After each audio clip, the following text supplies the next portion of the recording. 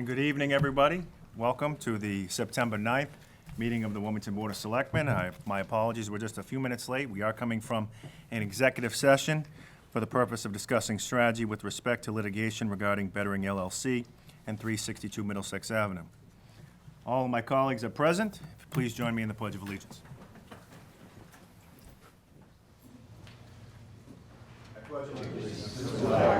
United States of America, and to the republic for which it stands, one nation, under God, indivisible, with liberty and justice for all. Okay. First up, we have transmitting of Treasury warrants, numbers 6, 6A, 7, 7A, 8, 8A, 9, 9A, and 10, and 10A. Is there a motion? So Motion's made by Mr. Eaton, Second. seconded by Mr. Kyra. Thank you. All in favor?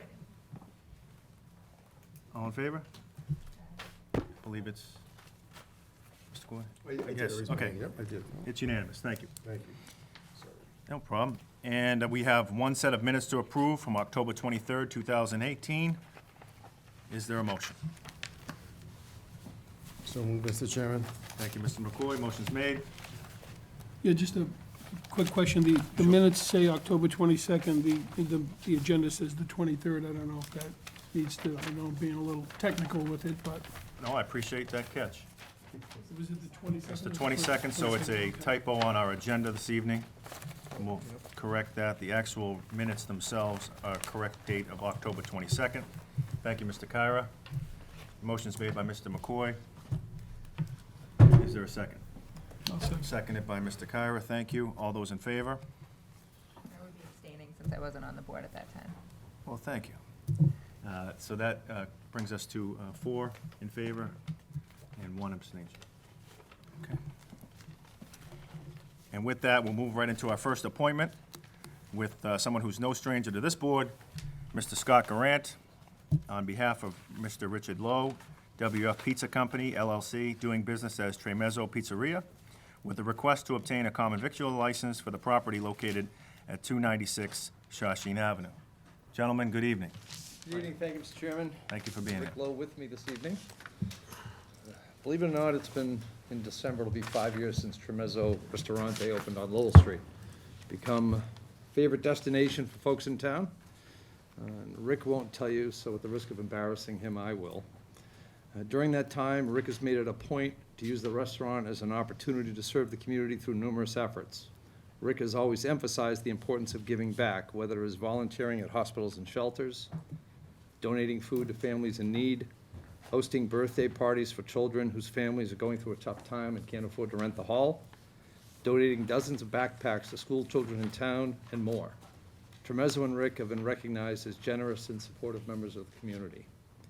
The board will certainly recall that just a few months ago, Rick and I were here relative to Josie's Bakery. Since its opening, the bakery has not only been well received by the community, but has served as a continuation of Rick's efforts to serve the community, in various ways. Currently, there's a winter coat drive going on for families in need.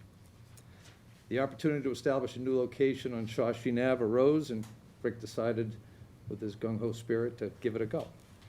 In terms of licensing, the location will be primarily takeout and delivery, but there are a few stools at a counter, presently 5 stools at a counter for folks who want to eat there.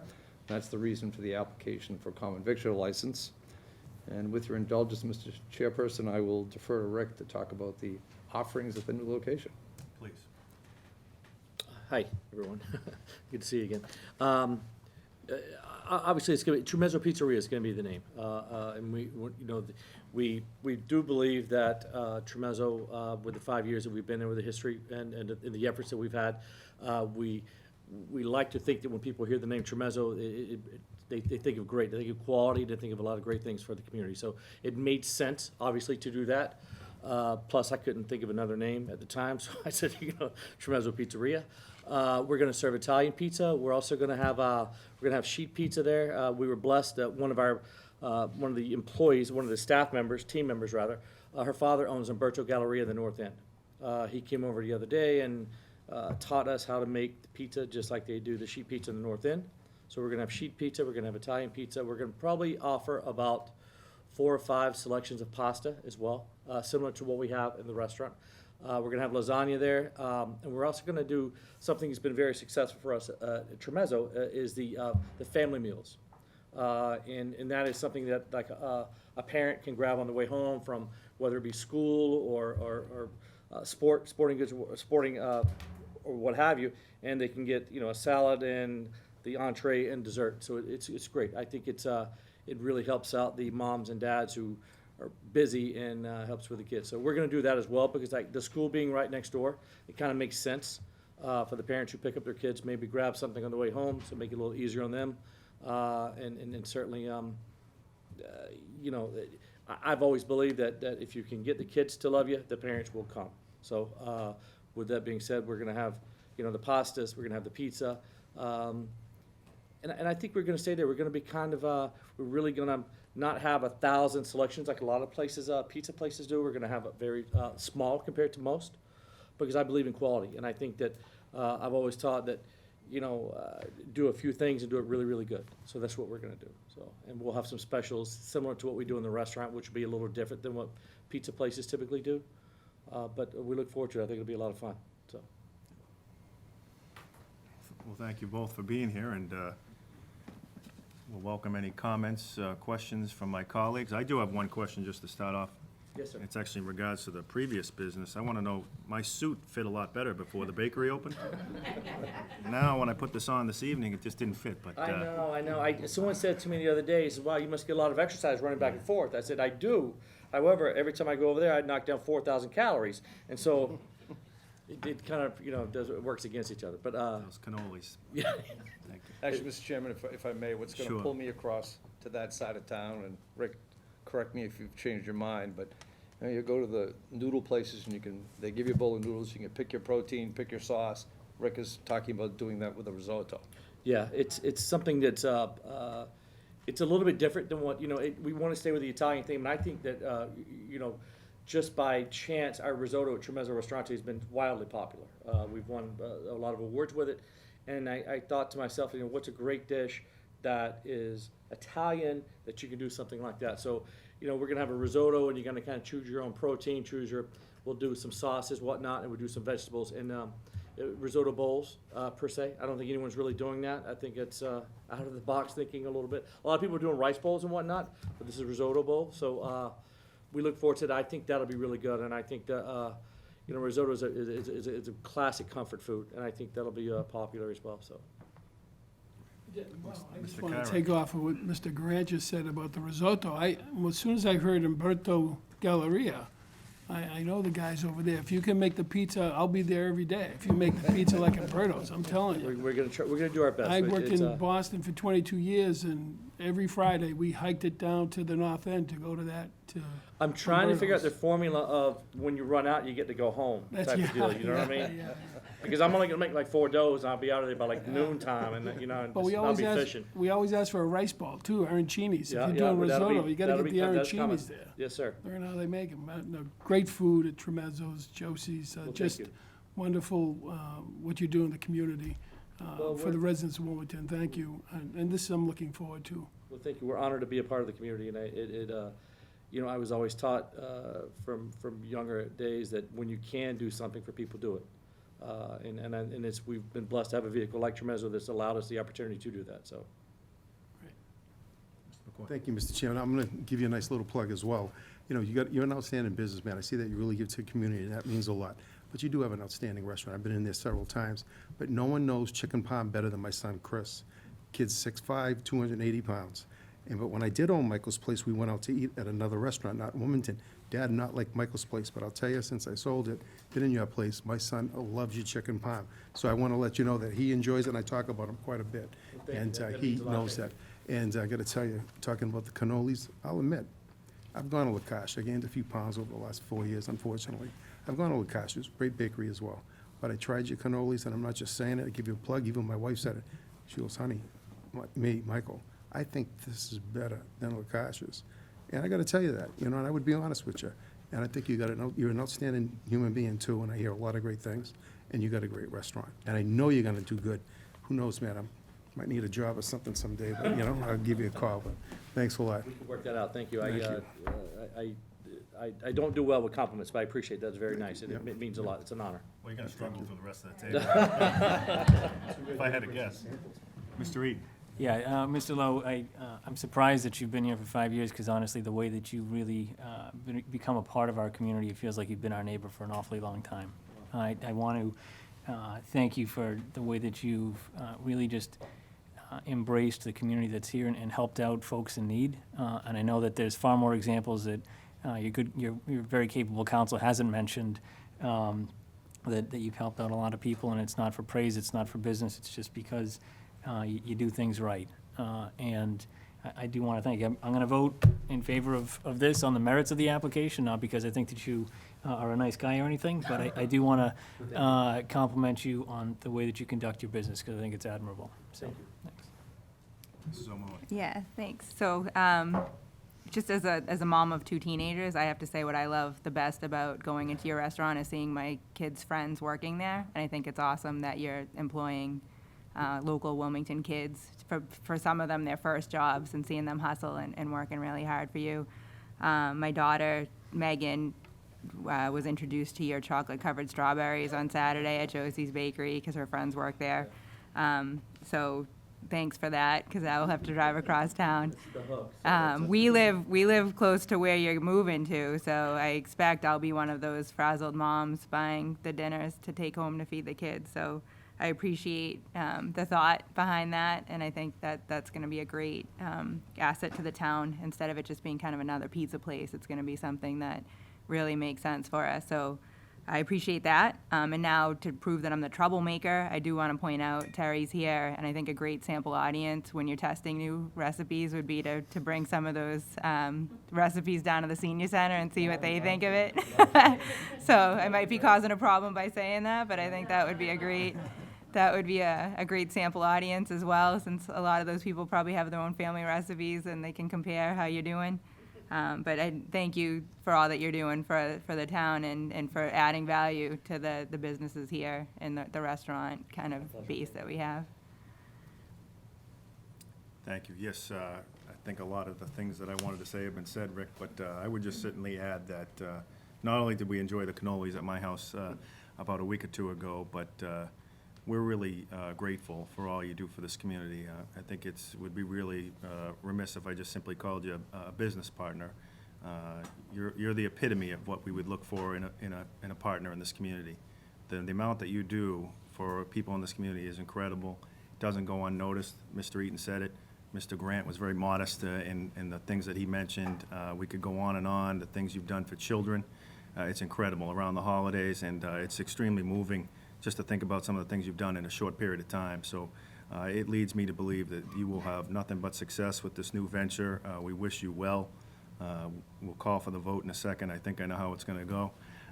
But I'm really excited for you guys. We're excited for this new partnership in our community, and we wish you a lot of luck. So is there anything you'd like to say to try to swing the vote here? Or? Like I said, I'm not very good at this stuff.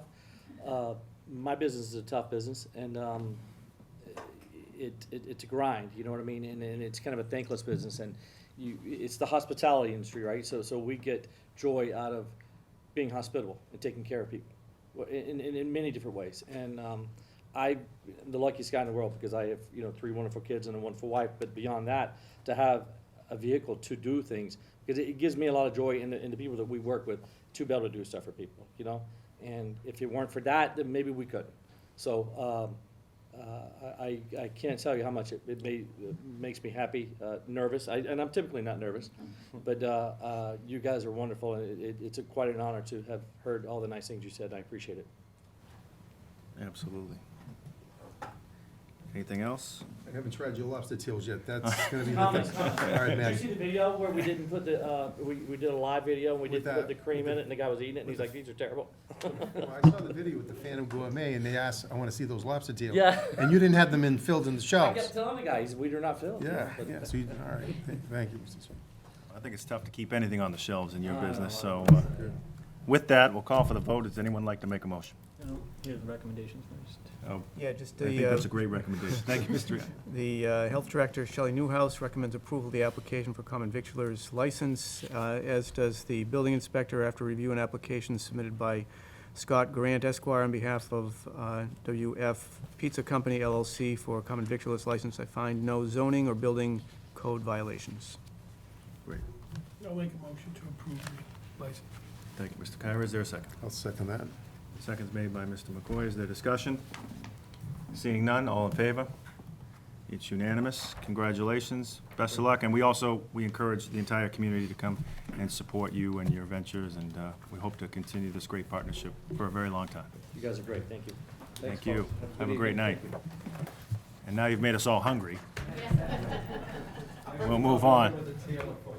George, do you have snacks? George, you're up next. Okay. We agree. We want to welcome George Hooper, the Director of Public Buildings here, Superintendent of Public Buildings here, who's going to give us an update on some lighting projects here at Palmer Park, and probably some more. So, George, thank you for being here. Good evening.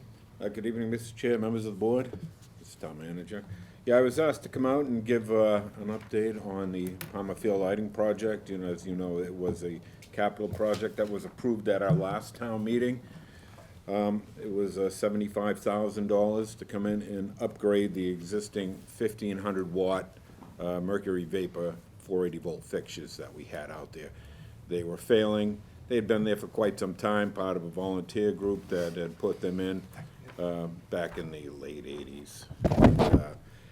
The cross members were starting to fail. Some of it was becoming a safety issue, so we took a good look at it and put it in for a capital improvement project, and the town saw fit to approve it. To give you an idea of what they had out there, there was 52 of the 1,500 watt mercury vapor fixtures. That comes to about 78,000 watts. We replaced them with 500 watt LED fixtures. That comes out to 26,000 watts, so we have a savings of 52,000 watts. Not only do we get the savings, we got a lumen output, we get a better quality light, we have longevity of the fixture, reduction in maintenance. So we're not out there changing bulbs. As you know, these new LEDs are supposed to last 20 years. So we were able to do this in-house. We have a talented team there of my day and night electrician, Michael Burke and John DeLeva. They work pretty hard out there. I got to give a shout out to the DPW. They helped us kind of design that bracket that's out there. They got the metal, and my team put it together.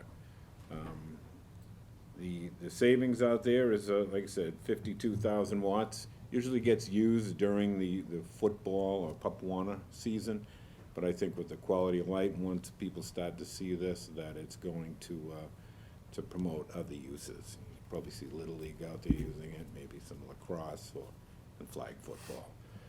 Like I said, we budgeted $75,000. We came in well under budget. We did it over this summer with our guys. I'll take any questions. Thank you very much. Anybody have any comments or questions for Mr. Hooper? Yes, Mr. Eaton. How much under budget? $14,000. Great. Yeah. Thank Like I said, we were able to do this in-house. We utilized the lift, so we got out there. It took us a little bit. The old 4x4 timbers that were there were starting to fail, and they were wood. The new ones that are out there now are aluminum, so they will stand the test of time. They'll last as long as the fixtures will. So if you get a chance to come by at night when the teams are out there practicing, you really get to appreciate it. You've seen the pickleball court that's lit up at nighttime.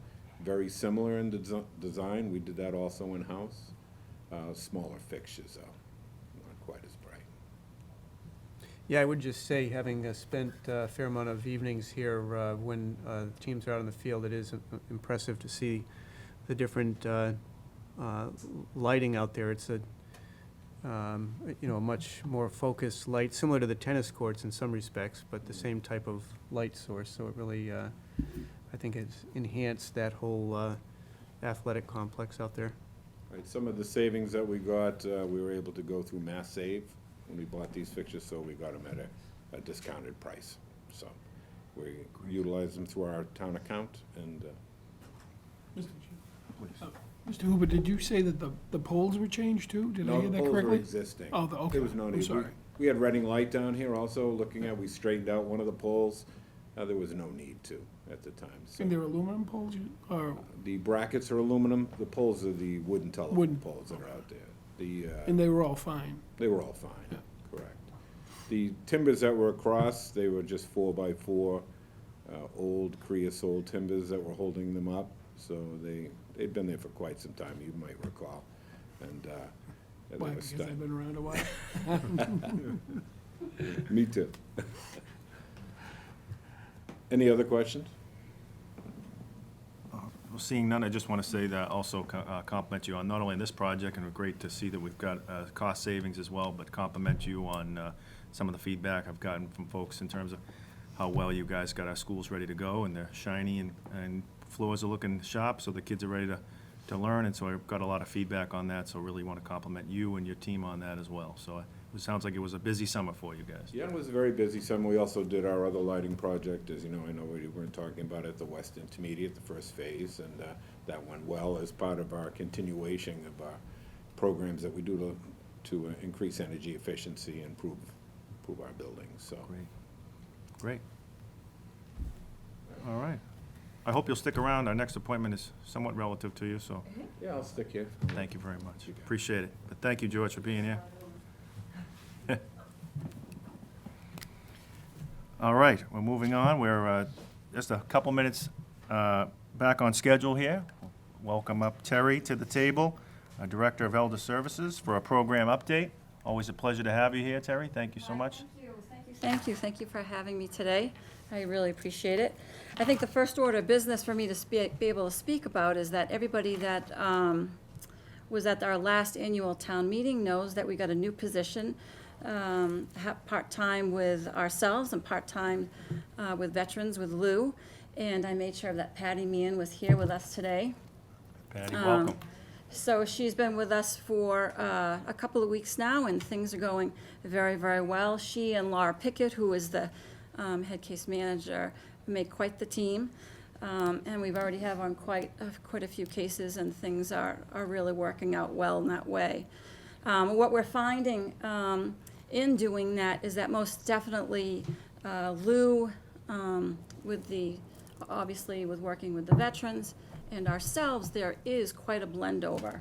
And it's really, we're already seeing quite a few things that really can help us out on both ends, and Patty is that link, and it's wonderful. So, so we're very excited about that position. Which leads me into, believe it or not, I was sitting here a while back, and we were talking about the Memory Cafe, getting that off the ground, and how we were going to use the 4th of July building, which is a phenomenal building. Can't thank you enough for all your support of making sure we could be there. Believe it or not, October, it is a year that we've been doing it. It has wonderful participation with people coming. We've had great events. We had Officer Paul Shalafor was really part of the team. We're very sad that he retired. I know he's ecstatic, but we're very sad that he retired because he would do the projects with us. Our key person is Laura Pickett in making that possible, and Lori Hayes. And Paul was really part of the team. But it's been going very, very well. We have anywhere between 16 and 24 participants every time we meet. We have lots of fun. And it's so funny when we leave, Laura and I kind of chuckle, as in, I think, who has more fun, we or they? It really is a group, quite a group. Obviously, we were very, very fortunate to having the support from WOW and from Assisting Hands. That has been very supportive to us. We're very, very appreciative, and we're so excited to say that it's been a great year, and we're going to continue. Lori Hayes has need to step down from helping us out, but what a better time for Patty to start, because now we have pulled her on that part of the project too. So we're very, very, very, very happy about that. And speaking about that, believe it or not, it's been 3 years now that we've been doing our caregiver support group. That meets the third week of every month. Laura is in charge of that one, runs that support group. And it's been going very, very well, and it continues to go well. And in turn, what's happening is the Memory Cafe, the participants, some of them are also very active in the caregivers group. So that is working out great. A new thing that I want to mention, you know how I like to try to think out of the box sometimes. Well, believe it or not, we have 16 elders or adults, older adults, that decided to take on boot camp. So they are actually, it's the Wilmington Fit Body Boot Camp, right by Trimezzo's. And we did it for a 6-week period of time in the spring, beginning of the summer, and the response was phenomenal. They were doing those ropes. They were doing, actually, I think Gail, Protopappas, and Audrey were actually a part of that group. They did a fantastic job, and in saying that, we've actually going to be starting again at the end of September for another 6 weeks. That's how well it went. We already have 21 people that have signed up to make sure that they can be a part of this. So they are actually in better shape than I am, I have to say. So we're very, very excited about that. The next I'd like to mention is this is the second time we're going to be doing the Good Neighbor program. On September 29th, I believe is, September 28th, sorry, is Good Neighbor Day. And a couple of years ago, we had done a program when elders are at home, obviously cannot get out, they rely on their neighbors, whether it be for snow shoveling, taking out the trash, getting the mail, picking up that milk. And, we realize sometimes how can they say thank you with words, but, so we decided at last year, or 2 years ago, quite a few people responded and saying, you let us know who the neighbors are, we're gonna go surprise them and say thank you in their name. So we're doing that again this year, and we've had quite a response. We'll be doing it, Laura and I, and probably Patty, will be delivering some special treats to these neighbors and letting them know what the neighbor wanted to say thank you. And I think it's really important that, sometimes people feel, I can't ask them because they do so much for me. And this is a way that we can help them say thank you and not feel like they're being such a hindrance in any fashion. Going on my cards here. So the other thing, believe it or not, it is going to be fuel assistance time. So we're starting to do fuel assistance applications already, the renewal applications, and I just wanted to share that for people it's going to be in the town topics as to the income rates have gone up. So I could announce them now, but they're in our newsletter. They will be in the town topics. I just can't even believe we're talking about fuel assistance at this time, but you know what? And now it's best that people, once you get that letter in the mail, to get that going, get the application renewed. But it's a fantastic program, so we are starting that again. We are going to be doing our giving tree again this year. We do that, I think this is going to be, it could be our 20th year. For the giving tree, that's when we put a label, unbeknownst to the elder, if they're in need of something, just because of our doing the case management in the community, people coming to the center, writing something that they need, and this, I cannot tell you, well, all of you know, just from the person previous and the other time, how people are so giving in our community. And as you know, this doesn't happen in every community. We are just so phenomenal, and I can't thank the residents enough for always. We have same families. We've seen kids grow up there in high school now. So it's a wonderful program. But the only thing is that we, meaning usually Laura and myself, are the ones that deliver because of confidentiality, and we're the fortunate ones that we get to see the smiles on everyone's faces. So that will be starting up. I just was looking at the calendar, and Thanksgiving is late this year. So this program's going to be starting on December 2nd. I can't believe that's happening. So that's just a little bit of some of the things that are happening that I thought it would be important to share. Obviously, we had a great event on Sunday for the Grandparents' Day. That went well. And WCTV were wonderful with us in the sense we kind of overlapped a little bit there and we had fun. So that really worked out well. We're still doing the game nights, the once a month. October will be our last one just because of the time changing. And then feel free on Halloween, we'll be having a costume party, so if anyone wants to dress up, feel free to do that and come on by. Does anyone have any questions or anything that they know that's? Yeah, well, first of all, thank you for this update, and it sounds like, as usual, there's a lot of great things going on over there at the senior center and beyond. So thank you for all the wonderful work you do. I know you never travel alone. I see you have your Yep, entire yep, crew here. I yep, want yep. to say hello to All them about and team. thank them It's for all being here. about team. It's a great team. I do want to ask you while you're here about some of the renovations that are going on over there. I know you guys have some exciting plans to spruce up the kitchen and some other Sure. things. I see our state representative is here, and Dave Robinson, and him and some of his colleagues at the state level have helped us out and got some money for some renovations. I didn't know if you could touch upon that, and Sure, sure. or better, if that's better for George, And thank forgive God me. George is here. George, would you like to share the seat? First of all, we're very, very fortunate to have Representative Robertson and Senator Tarr come to us and be able to, here we are getting money from the state, $30,000, which we are so, so appreciative for. It is going to be helping us with a need that we have at the center. Several of you, actually all of you, have been to the center and knowing there's some things that actually very much are needed to keep it going.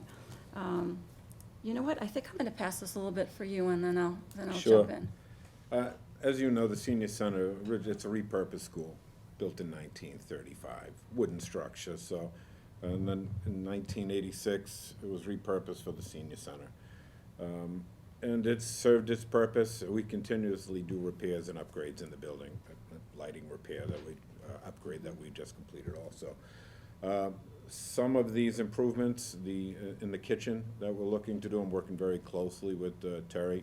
We've just replaced the refrigerator freezer units, recessed them in the wall, but we're looking to redo the cabinets. We've removed the old heating that's in the kitchen, replaced a ductless split for heating and air conditioning, and they modernized it a little bit. I'm working closely with her to design the kitchen layout, install new ranges, exhaust hood over there, new dishwasher, new sink, a buffet station off to the side that will help utilize serving coffee and stuff for the seniors that are in there, and replace the floor.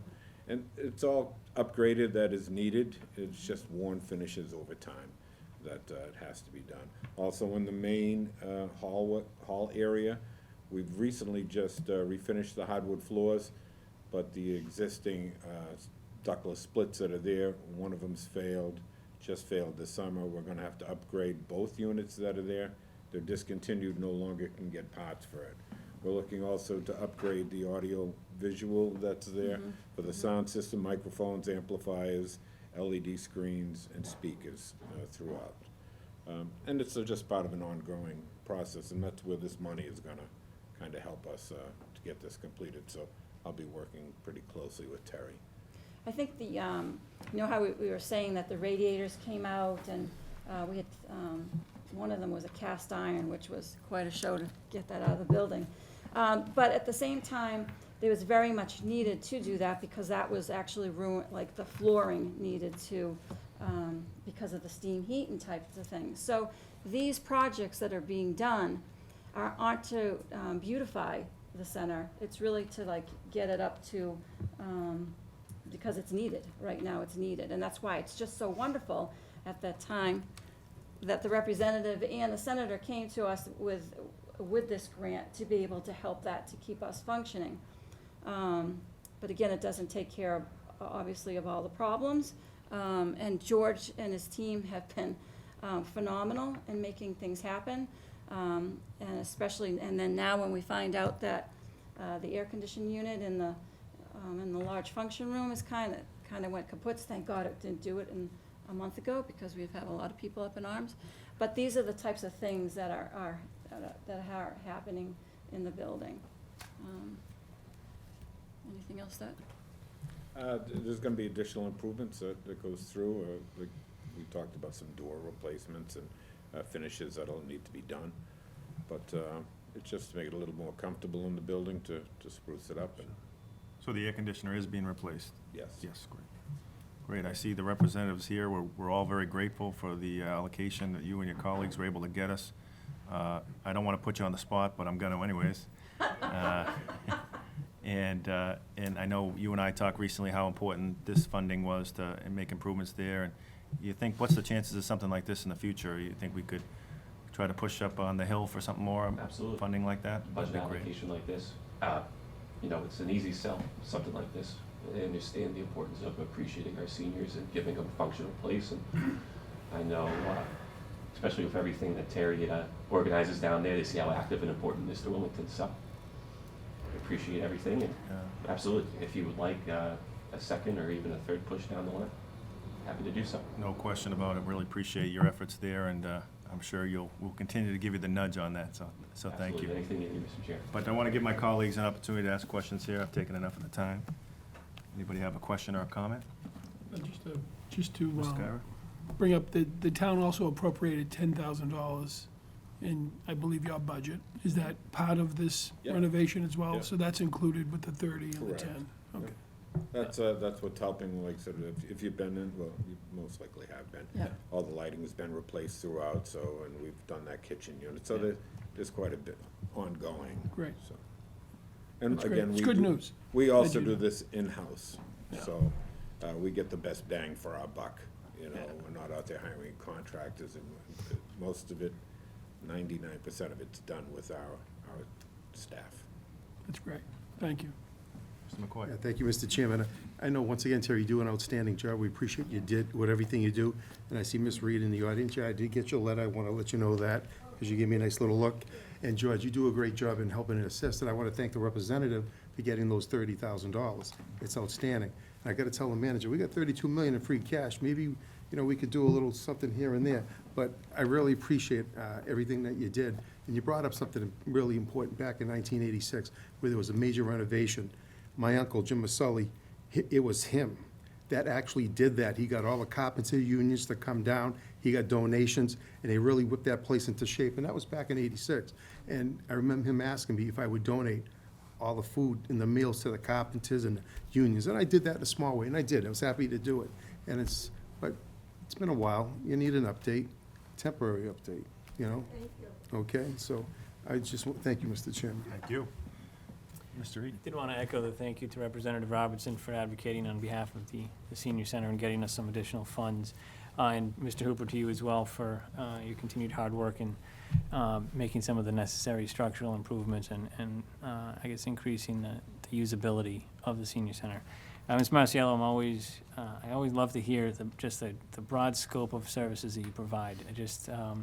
And from Meals on Wheels, from the Memory Cafe, and for a boot camp, things like it, you're always surprising me, and it's always just you're growing and you're growing. You have a position where I think you need somebody who's really passionate about your job, and that really just you scream passion for your job. And I think that the town and our older adult population we're very much the recipients of the passion that you put into your job. So I do want to thank you for that.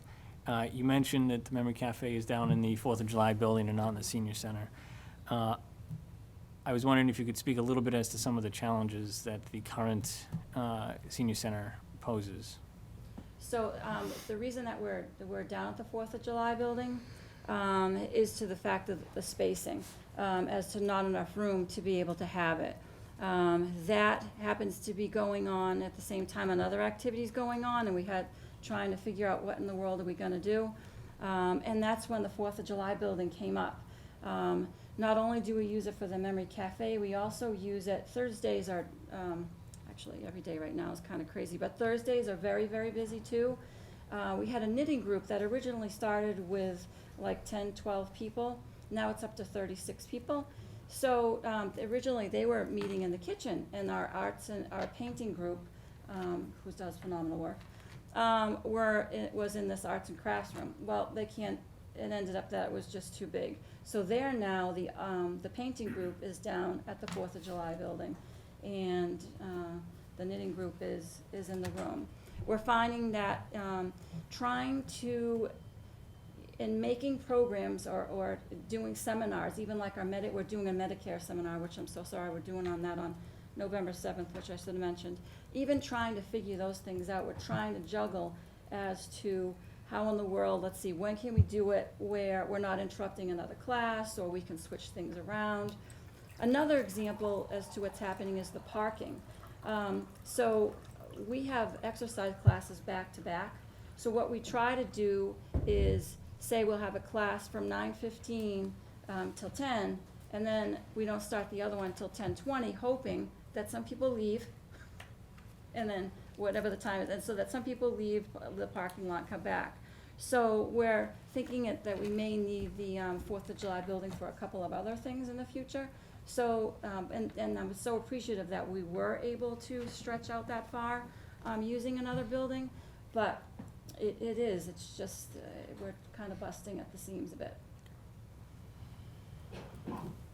Sure. So I think I said this to you last time you were here. I can't wait to be a senior in town.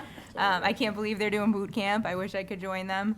But in echoing kind of what Selectman McCoy said, you know, we see you, and I encourage the seniors to come September 30th.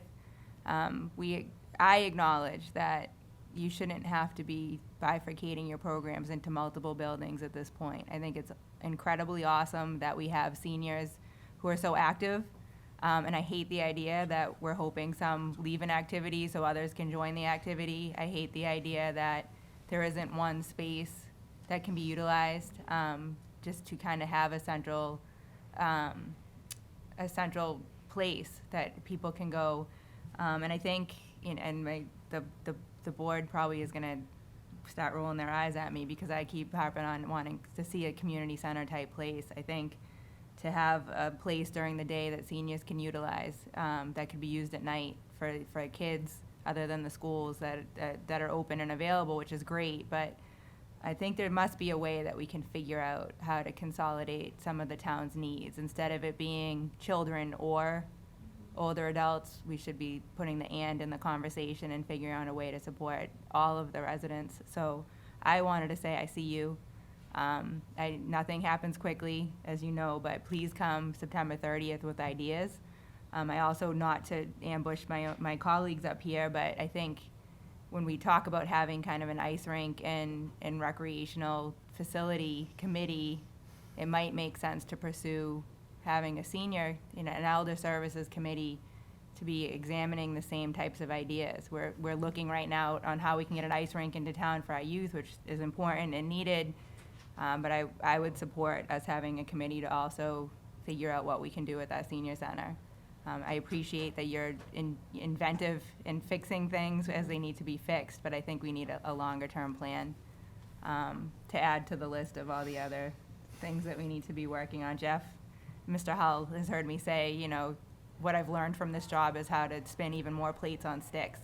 And I feel like that's definitely one that we need to be focusing on. It needs to move up the priority list. So that would be my suggestion. I would assume we could maybe talk about it after the September 30th meeting more formally.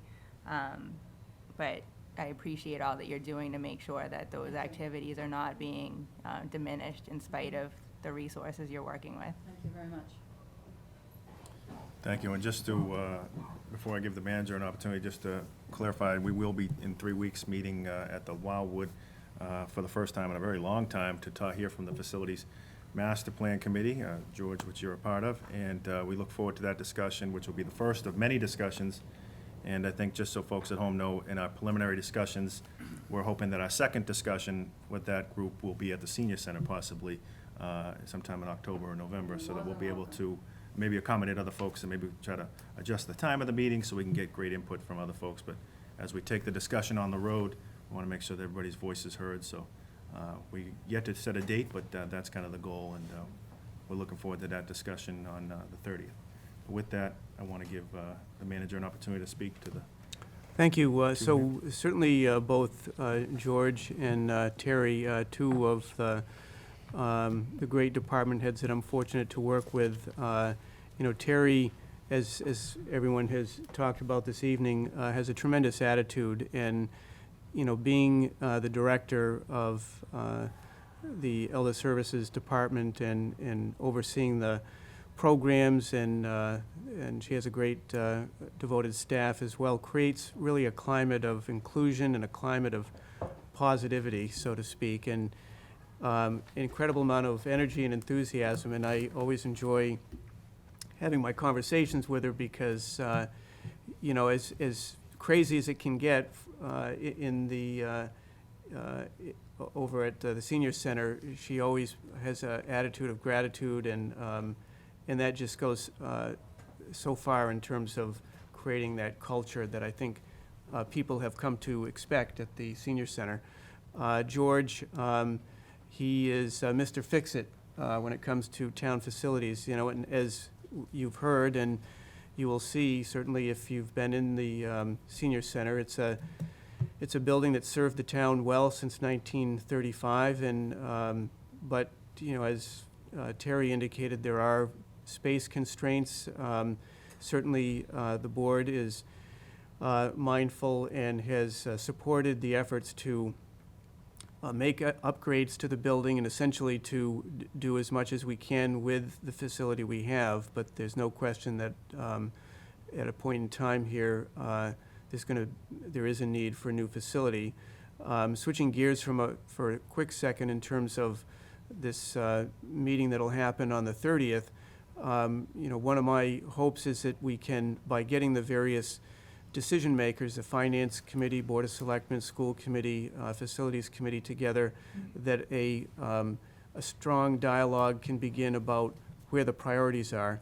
There's been a lot of discussion about the amount of money that the town has set aside in various reserve funds, and there's no question through the efforts of a number of people, my predecessor, department heads, that the town has been able to amass a good amount of money when you consider the capital fund. Free cash after the transfers last year stood at about $18 million.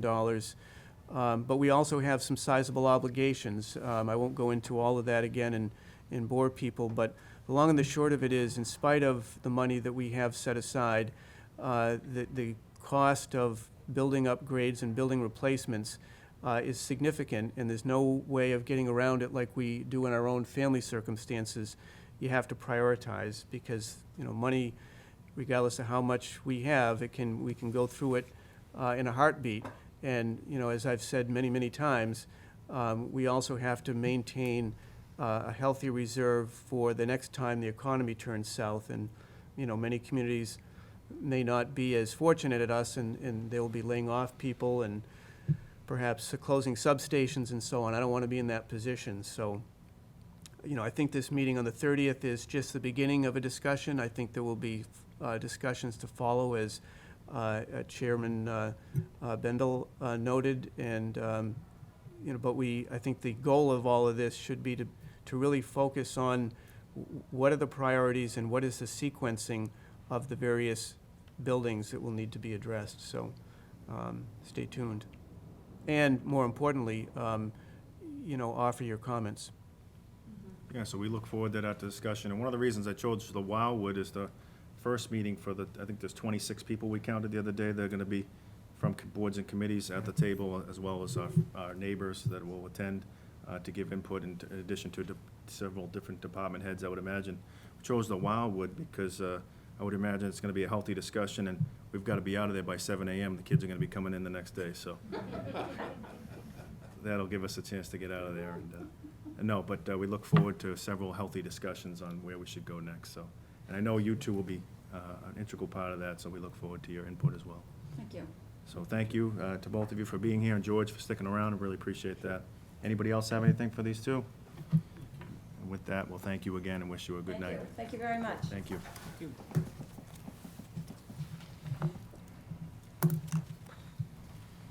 Okay, we'll move right into communications. Mr. Hull.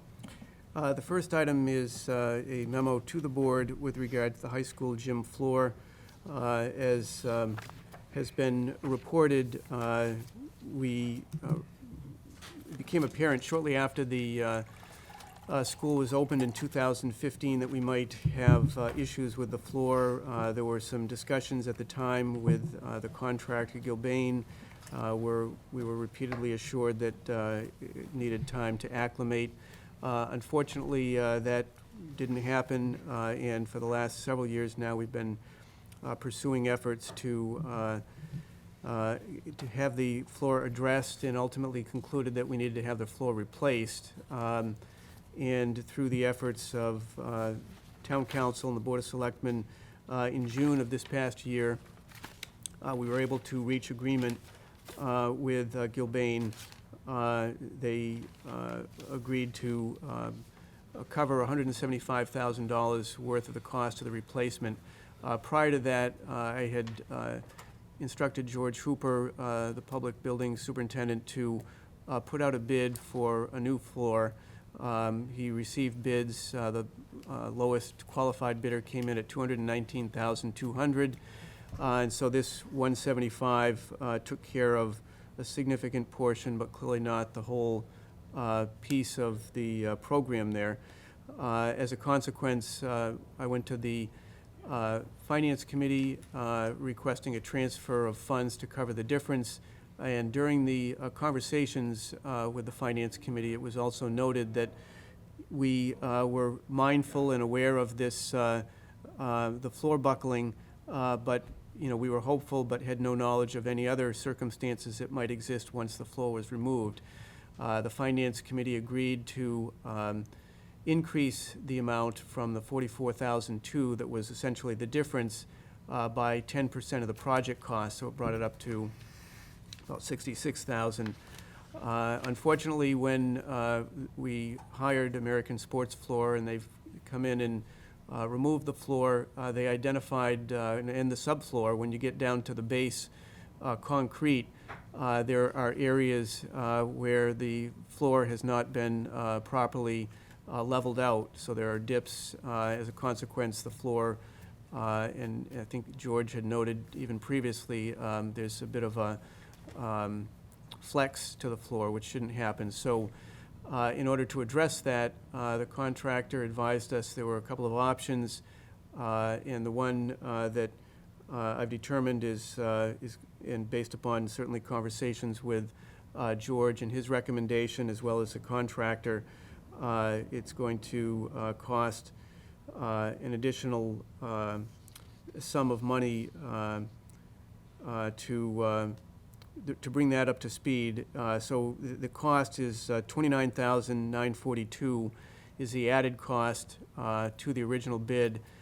We're able to use the Finance Committee funds that were approved, and then the remaining amount, which is a little over $8,000, will be taken out of one of George's accounts. We have a facilities account that addresses unforeseen circumstances. So the expectation is that the floor will be addressed properly right at the base level and then built up from there. Unfortunately, it'll delay the opening by about a week, but we're expecting the floor to be ready for use mid-October.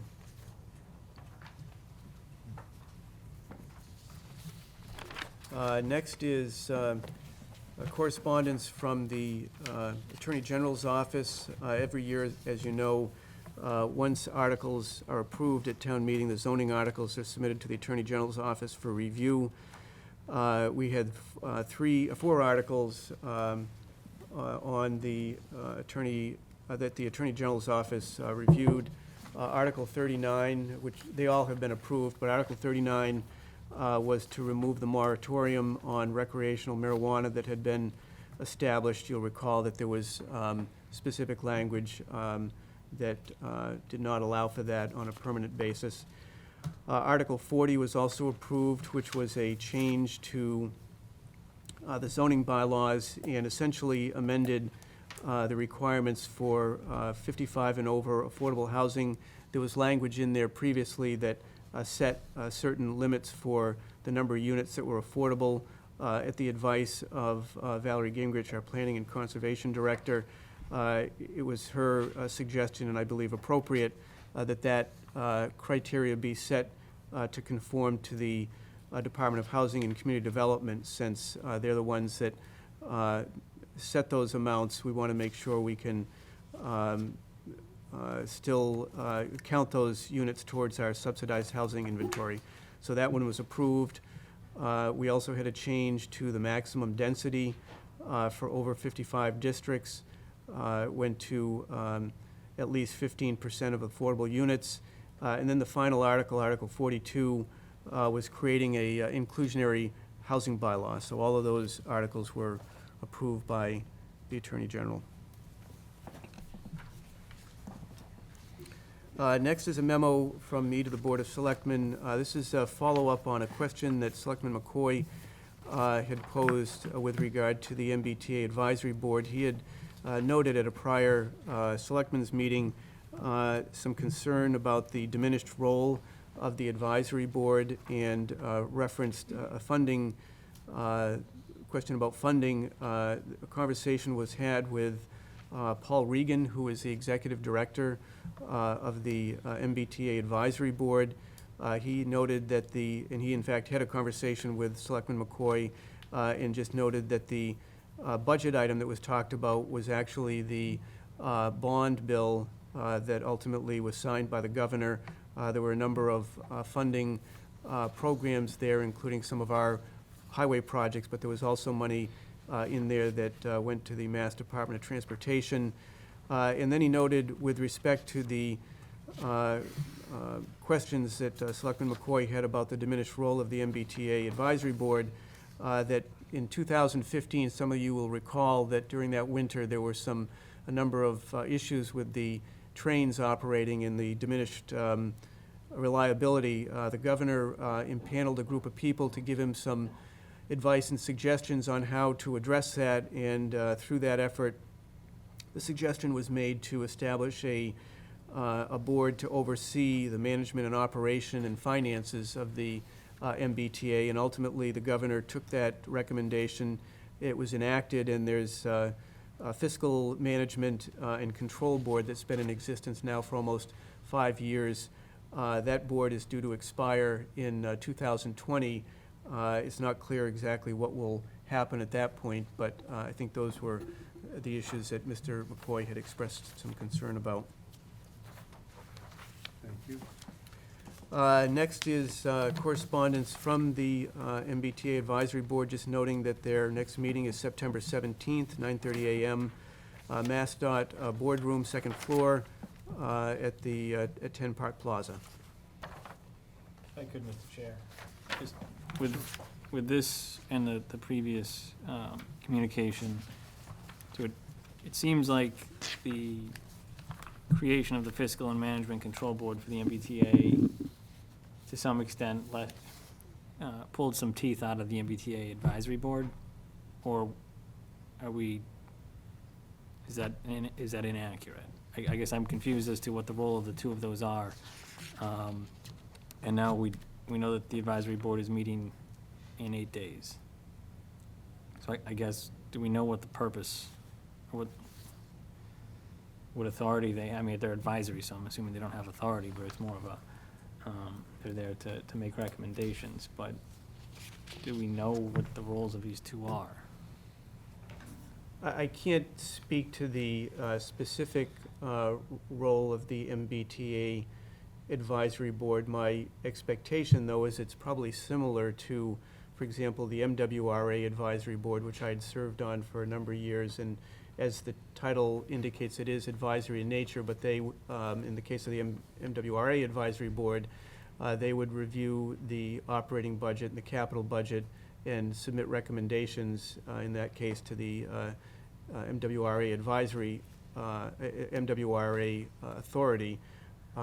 My sense is, but I can't speak specifically to the role here, but suspect that the MBTA Advisory Board serves in a similar capacity, reviewing their budgets and making recommendations to the MBTA.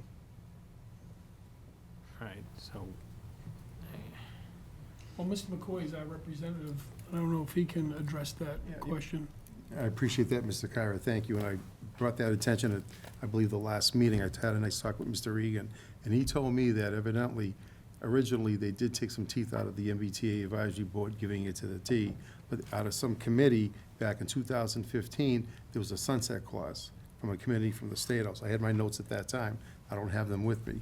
And evidently, what they're trying to do is maybe give a little bit more teeth back to the MBTA advisory board. All they do is advise, they go in there, all right? I'm gonna be going to the next meeting. I said I would get more involved in it. Happy to report back to you, Mr. Eaton and the whole board.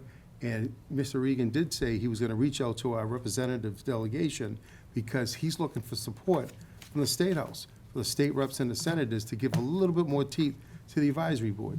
Because I think out here, we know better what's going on out here in our home community, like folks in the city. So we'd have a little say. So I'm hoping when the time comes, Representative, I believe he said he was gonna reach out to all the legislative delegation and hopefully get their support. I really hope that you do support it, to give teeth back to the advisory board. And thank you, Mr. Kyra, for bringing that up. I wish I brought a little bit more notes, but I think that's the content of it, Mr. Eaton. Okay. You know, so I just hope that passes, and I think it will. Thank you. Thank you, Mr. McCoy.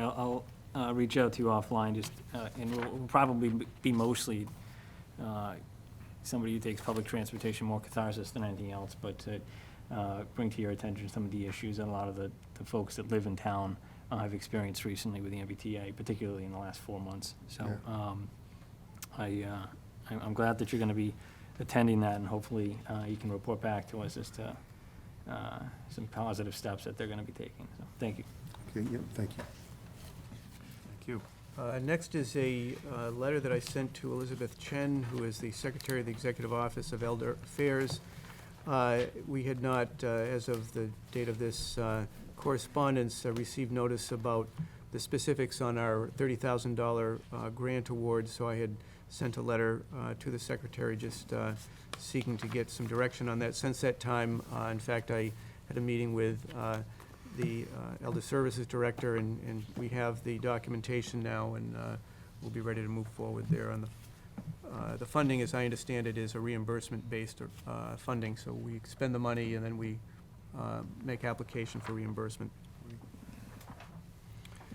Next is correspondence from Lou Samaglia. This is with regard to an upcoming event on Saturday. The Wilmington Department of Veterans Services invites you to participate in the remembering and honoring all our past and present first responders on Saturday, September 14, 2019, as we dedicate a flagpole donated by Rapsacan at Silver Lake. We will assemble at the flagpole on Silver Lake at 9:50 a.m. and we'll begin the ceremony at 10 a.m. If you have any questions, please do not hesitate to contact me.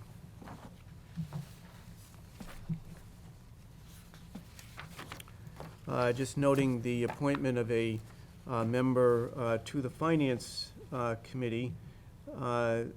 Jonathan Dugas is the appointee. There is a appointing committee which is comprised of the chair of the Board of Selectmen, the chair of the Finance Committee, and the moderator. There were a number of individuals, as I understand it, that were interested in the position, and the committee met a few weeks ago and named Mr. Dugas as the newest member. He replaces Neil Cotier, who resigned due to a job change. So this term will serve through 2020.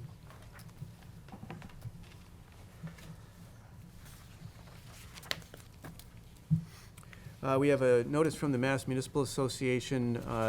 This is their Fall Legislative Breakfast Series.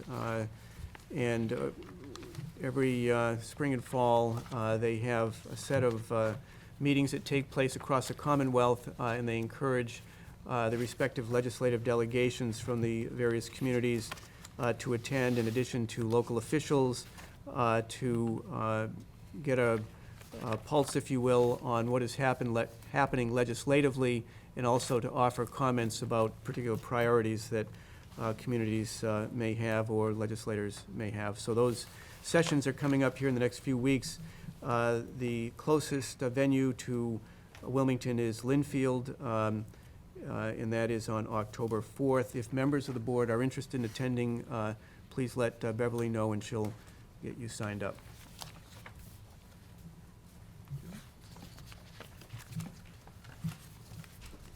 Next is a memo to the board with regard to the chairman's role per the Roberts Rules of Order. This is a discussion that took place at a recent meeting with regard to the role of the chair and their ability to make motions. The Roberts Rules of Order is a kind of the holy grail, if you will, of many groups that meet. The Board of Selectmen uses it as a guide, as with many communities or many committees. They can use it strictly following the four corners of the document, so to speak, and others use it more as a guide. I think the Board of Selectmen use it more as a guide, but there is no reference in Robert's Rules that denies the chair the ability to make motions, that the chair serves as a member of the committee with the same rights as other members. There are some communities, and I actually picked this up from a conversation with town council, apparently some communities have their own policies that specifically talk about how their chair and how their board operations will work.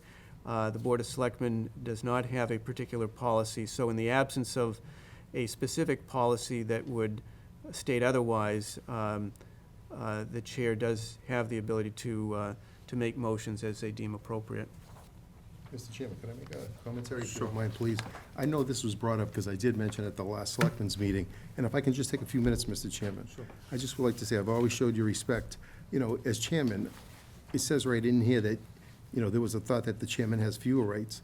You as chairman have bigger rights. I mean, you handle the mic. You can control who can say something, who can't say anything. You can shut somebody down. So you do have more control than these members. And that should be that way, because you need to shut someone down. I don't care if it's myself or a member or a citizen in the audience. And I get that, but I just want to touch upon something about making a vote. I know at the last meeting, we talked about North Wilmington Substation. And I said, I'd like to make commentary, and I would like to listen to my colleagues. And then I said, I'd like to offer a motion. But when that time came, you offered a motion, and that's your right to do so, from what I understand. And I know it was seconded immediately by Mr. Kyra. But you knew that I wanted to make a motion. I'd just like to ask you why. I said I'd like to offer a motion, but yet you chose not to do that, but you made that motion. Any reason why? Perhaps I didn't hear you on that. This was just to clarify. I'm obviously brand new to the chairmanship. I wanted to make sure that we're doing everything by the book here, so. No, and the other thing I like to talk about is, we are doing things by the book. So I know at the time I made a motion, like say under new business, and I understand we have announcements now and a new segment, new business, items not reasonably anticipated by the chairman 48 hours in advance of the meeting. And I want to play along with everybody, and I want to adhere to the rules. And I respect that. I know that brought up by Mr. Kyra, and I know you brought that up several times, and you made it clear that you didn't want anybody to make motions, but yet you would consider it at a future meeting. And just to let you know, I at an agenda item, I said, in the next Selectmen's meeting, could you put Cook Ave on the agenda? And I asked that. I played by the rules of 48 hours. You had several weeks to put it on, and you never did. Can you tell me why you never chose to put that on? And I'm playing by these rules, and you never put Cook Ave on. Can you tell me why you never did that? Sure, because we actually took it a step further. We had a specialist from EPA here to talk about it, and I think that there was healthy discussion on that particular street, and you can go back and watch the film if you'd like. Yeah, in fact, what I did was, I'll even go a step further. The lady from the EPA brought that up, and I even mentioned, I said I did ask at that meeting, so if you look at the tape, one thing I am is blessed with a good memory. I said at the tape, I says, I understand I did ask that at the meeting. I know it didn't happen, but we did talk about it. I'm the one who said we talked about it. But yet, how would you know? If she never even mentioned Cook Ave, we would have had no discussion. But that goes back. I asked you nicely, and I respect the office that you hold, and I think you're doing a great job. You know, and I think I show respect. I'm not showing any disrespect. But once again, you did not put that on the agenda, and I asked. And if she never brought that up, then it would never get talked. But I kind of did go along with that, you know, and I just asked that, you know, that's all. You know, so I respect that, you know, what you do, and, you know, and I want to play by these rules, and I'm doing it. But I just hope in the future that if I ask for an agenda item, I think you should do it.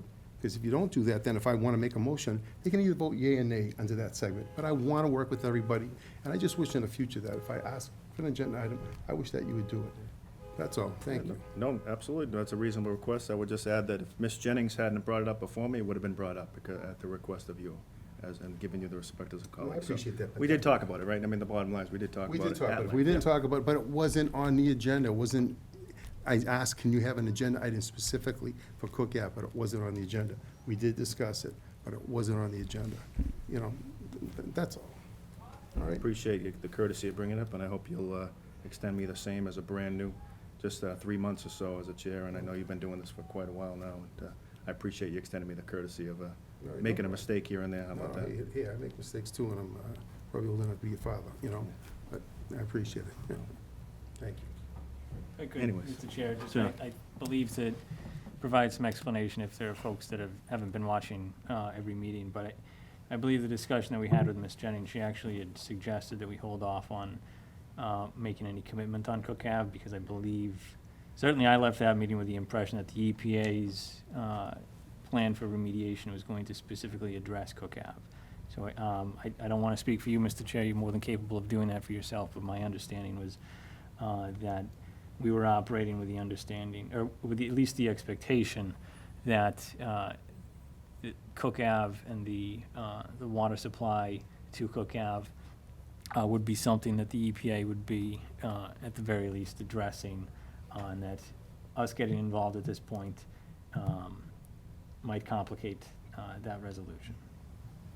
Yeah, thank you for that, and then I think, just not getting ahead, but I think we're expecting to hear from Ms. Jennings in the end of this month or October to give us an update on those, exactly that conversation as Right. well. Yeah, in fact, there's, and not to get too far off topic, but there is a meeting that will be coming up, internal meeting with representatives from EPA and Olin to talk about Cook Ave. But I'll certainly report on that once we've had the meeting. Great. Next, under Board to consider ratification of the town manager's appointment for Ariana Farrow as a member of the Commission on Disabilities. So we've had a number of vacancies, but fortunately, over the last 6 months to a year, we've been able to fill most of the vacancies. This position and the qualifications or characteristics, if you will, of the position are prescribed by statute. The individual had expressed interest in serving on the commission, as I've done with prior individuals who expressed interest, asked Phyllis Genetti, who is the chair of the committee, to speak with this person, and she did in fact do that and indicated that she would recommend her appointment. So I have appointed her subject to ratification by the Board of Selectmen, and her term would expire in 2021. Great. Is there a motion? I'll make a motion. Thank you, Mr. Eaton. Is there a second? Second. Motion's made in second. Any discussion? Seeing none, all in favor? It's unanimous, and our thanks to Ms. Farrow for her willingness to volunteer. Next is a similar request, a ratification of the town manager's appointment for Christine Johnston as a new member to the Historical Commission. She would replace Jess Finelli, who you'll recall is serving on the school committee. He had been on the Historical Commission for a time, and this appointment expires 2020.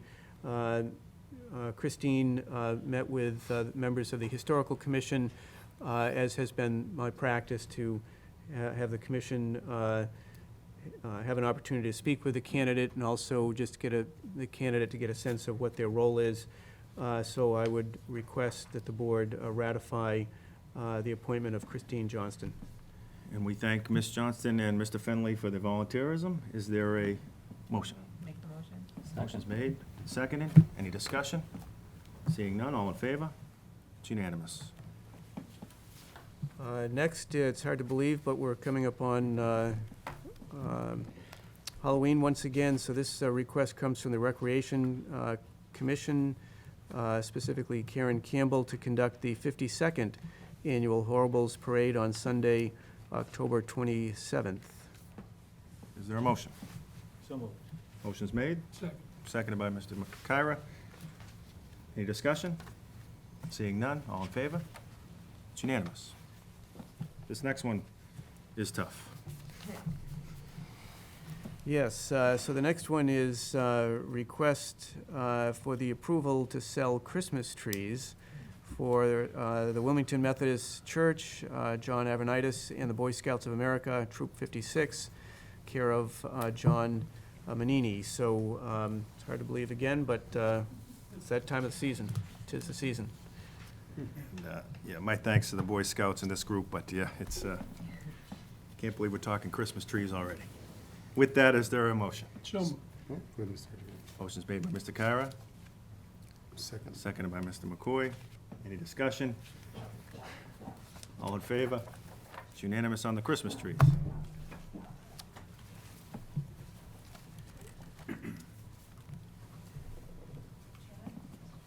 Excuse me. Typically, there's a fee, I'm just wondering if the board is looking to waive the fee? I'll move to waive the fee. This motion's been made, I'll second. seconded. Any discussion? Thank you, Beverly, for catching that. All in favor? It's unanimous on waiving the fee to sell Christmas trees. And then the next one is requests from the Wilmington Sons of Italy and Wilmington band parents to reschedule their fundraising yard sale from Saturday, this past Saturday, the 7th, to the 19th of October, 7 a.m. to 5:30 p.m. As I understand it, clearly at the time, the expectation was that we were going to be hit with serious rain from the remnants of the hurricane. So the request is for the 19th of October. Is there a motion? So move, Mr. Chair. I'll second it on that beautiful sunny day. The motion's been made and seconded by the Sons of Italy to my right. Is there any discussion? Seeing, It's probably gonna rain on the 19th. I hope not. All those in favor? It's unanimous. Board to consider request of Gigi Shanlugian. This has been a request now for a number of years to light the town common purple during the month of October for breast cancer awareness. As you recall, the process is that the individual works with the DPW in terms of funding the materials that go into the lenses, and it's taken care of by Public Works. I will note, Mr. Chair, that the agenda reads to light the common purple, but the letter itself requests for pink. Oh, is it pink? So I Oh, wanna I'm make- sorry. I want to be the one on record, so Yes. Ms. Dalton, please put it in the minutes. Okay. That I clarified purple Okay. and pink. Yes. Very astute. lovely Thank you, Mr. Eden, on that catch. We will amend the board to consider the pink A shade of one of those. rather than purple. Is there a motion to approve the pink lights for the month of October? For pink. Motion's made. Is there a second? Seconded by Mr. Eden. Any discussion? We just want to obviously thank Miss Gigi, and I don't want to mispronounce her last name, but we really appreciate her generosity in such a great cause. And so we thank her for her generosity. With that, all in favor? It's unanimous also. Okay, that's it for board to consider. On to public comments. Sir. Ethan Sawyer, 58 Lawrence Street. I was just wondering, I know that you had an executive session today, and you probably can't talk too much about the contents of it, I would assume. But I was just wondering if you were able to tell us if KP Law was in attendance at the meeting today?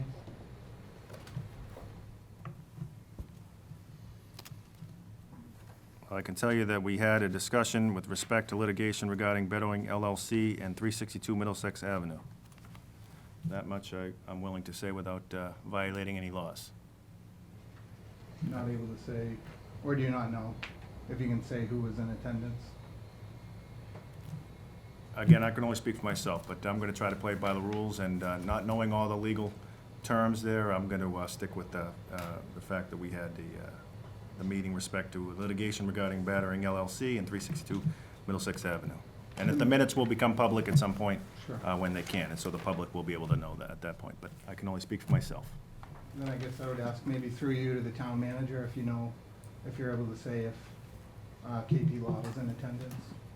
I would take the same position in the purpose of the executive session is for discussion with strategy, given potential litigation or active litigation in this case. So I think that information will become public once the matter has been resolved. And then I guess if I could just ask if, again, through you, Chairman, if the members of the board received the letter that I had sent Thursday. We did. You did. And I guess, you know, my only concern is that I think the public expects that something is happening during the executive session meeting minutes, and if the right people aren't in attendance, then I don't think the right things can happen. So that was a concern that I had. I hope the KP Law was there, because I don't see how legal strategy can really be formulated without them. But that was my only comment. Thank you. Any other public comments? Okay, seeing none, we'll move on to announcements. Anybody have any announcements? I just would like to go back to what Mr. Everett was talking about in the letter that he sent. The 6th paragraph, he mentioned that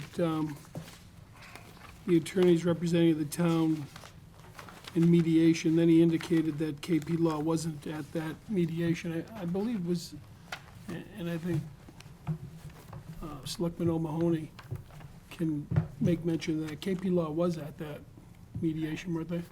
Yes. Yeah, so they were there. I mean, I don't need to defend them, but you made mention in your letter that they were not there, but they were there. Okay.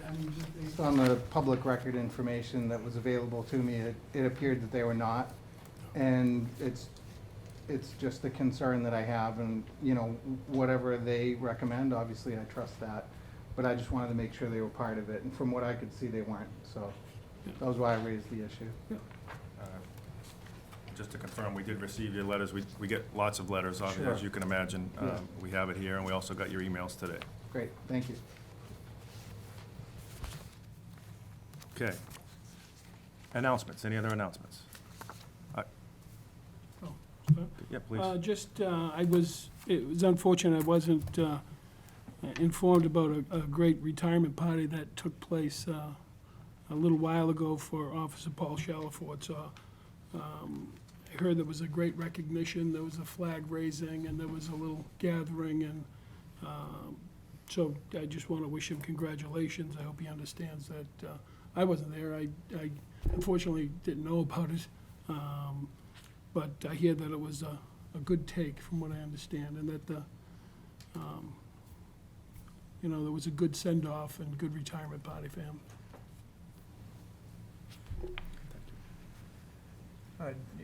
Just to respond, I apologize for not making board members aware of that. I try to make certainly members aware of retirements, particularly department heads, but certainly I'll make sure that the board members are aware of any retirement functions that are taking place going forward. And if I could just add that I happened to be across the street with my daughters on the playground, and so stumbled across the ceremony, but I certainly extended our thanks on behalf of the board for his 33 years of service, and a thanks for the residents of this community. Paul's served us well, and we wish him the very best and a very healthy and long retirement. Nice. Mr. McCoy? I said, no, nice, Okay, very okay, sure. good, good. Announcements? So I just wanted to congratulate and give a shout out to WCTV. They had their Community Day yesterday, as well as the Grandparents' Day. Sorry that I couldn't be there, but I heard it was a great day, and I want to make sure that they hear our appreciation for all that they do to keep the community informed of things like our meetings. And also just to kind of put a reminder out there, the reason I wasn't there yesterday was because I'm now a soccer Uber mom again. until November. So just to remind people, all of the fall sports have begun. So when you see a school bus, do what you're supposed to do. And when you see, a ton of kids on the fields, just try to be extra cautious. The Shawshene School parking lot can be chaos on Saturdays. So just try to be mindful of that and be extra patient. I know it's difficult. I'm definitely just as guilty when I'm trying to get to 3 different fields in a 20-minute time span. But good luck to all the teams in the fall season for all the various sports. Great. And I just have one other announcement, and that is that the Economic Development Committee, in which I've been appointed to by my colleagues, met at the end of August for our second meeting. We're going to meet again on September 25th. One of the things that came out of the meeting is that we now have a page on the town website for economic development. So if you have a suggestion or comment you want to make to the committee in regards to economic development in the community, feel free to visit our town website and reach out to the economic development page. So we welcome your input there as well. And our next meeting is September 25th here in Room 9. Mr. Chair, if I could just make also one brief announcement. A group of Girl Scouts, Cadet Troop 65083, has taken efforts to establish this storage container, if you will, on the fishing pier at Silver Lake for the purpose of collecting used fishing line. And they came in and met with Karen Campbell, Mike Woods, and myself probably 6 weeks ago or so, and had identified this issue. They noticed all this line that was tangled around the docks there, and were concerned about the impact that might have on not only the aesthetics, but just the fish that may be in there, and presented us with a proposal. And Karen and Mike in particular worked more directly with them, but I just want to acknowledge their efforts, certainly going out and identifying an issue and taking some action to solve it is a great practice. Great stuff. Thank you to those folks. Okay, any new business? I did want to just confirm, Please. Mr. Chair, because I wanted to make sure people who might be keeping track of previous meetings, that our appointments for the Inhabitant Bylaws Committee, we haven't forgotten about that. I submitted my name. I know Chairman Bendel, I think, has identified his person, so Been the confirmed. next meeting for that committee is September 24th, so I think it'll be on the September 23rd agenda. I just didn't want people to think that somehow fell off the radar. Spoke with the manager about it today, and our hope is it'll be on the 23rd agenda. Thank you. Thank you for the reminder. Any other new business? Seeing none, we'll move into important dates. First, under important dates, the Farmers Market continues through October 13th, Town Common, parking lot 10 a.m. to 1 p.m. September 14th is Shredding Day, Municipal Parking Lot, 9 a.m. to noontime. Also on the 14th, the flagpole dedication, as was previously noted, Silver Lake, 10 a.m. Just a note, separate from what's posted here, but it's worthy of noting that there's a program, an event actually on September 15th called Guns and Hoses. It's a softball program that is softball games, police and fire, and also have cornhole tournament to benefit Regan Noble, who I'm sure you've read about in the newspaper, and that's going to be taking place at April Field, and cornhole starts at 10:30, or registration rather at 10:30, and then softball 11 to 1. Bracket-style tournament prizes for first and second place, 50-50 raffle prizes, a DJ, and so I think it'll be a lot of fun, plus raise money for a very good purpose. And just to be clear, that's putting our police department against our fire department in softball, right? So, Chief, you're here if you want to do any trash talking, last-minute trash talking to the fire department. Last year, but that's fine. That was last year, right? We wish you both well that day. Thank you. Next, September 18th, the Ice Rink and Recreation Facilities Committee meets Town Hall Auditorium, 7 p.m.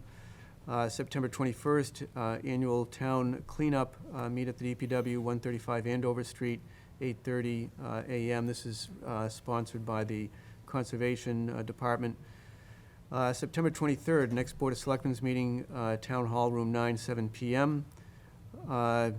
Also, just to jump out of sequence a bit, it didn't show up on the agenda, but I wanted to note that the Inhabitant Bylaw Committee will be meeting at 6 p.m. here at the Town Hall. September 25th was Wilmington's incorporation date, 289 years ago. Also, September 25th, as was noted, Economic Development Committee, Town Hall, Room 9, 7 p.m. September 26th, a Finance Committee, Town Hall, Room 9, 7 p.m. September 29th, Chamber of Commerce Half Marathon and 5K Run Walk. September 29th is the Candlelight Vigil, Town Common, 5 p.m. to 10 p.m.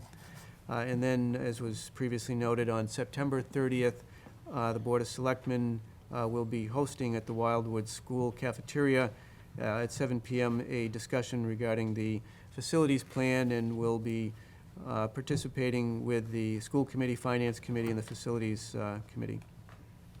Part one. Part one. Thank you. With that, is there a motion to adjourn? Motion's made. All in favor? It's unanimous. Good night, everyone. Oh, excuse me, yes, my apologies. Again, new to the chairmanship. We are going to excuse ourselves into executive session, but we will not return. If you're so willing to amend your motion. Thank you very much. Is there a second still? Thank you. All in favor? Good night, everybody. Thank you.